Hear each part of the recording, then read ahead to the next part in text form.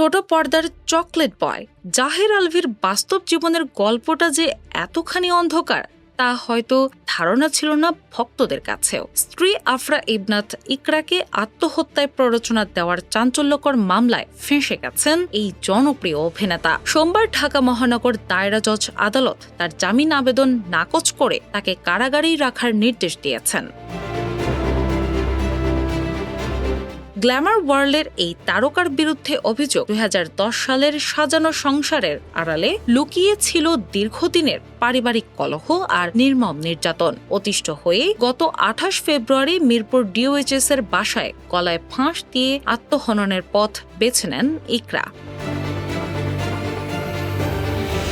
এর আগে ২ দিনের রিমান্ড শেষে আলভিকে কারাগারে পাঠানো হয়েছিল। যদিও তার মা এই মামলায় জামিন পেয়েছেন, কিন্তু পর্দার এই অভিনেতার অপরাধের গভীরতা কতখানি তা নিয়ে নেটপাড়ায় এখন তুমুল বিতর্ক। আদালতের কঠোর অবস্থানের পর প্রশ্ন উঠছে, তবে কি লাইমলাইটের আড়ালে এক নিষ্ঠুর খলনায়ক লুকিয়েছিলেন? শেষ পর্যন্ত কি অপেক্ষা করছে এই অভিনেতার ভাগ্যে? দিনা ইসলাম, বাংলা বাজার পত্রিকা।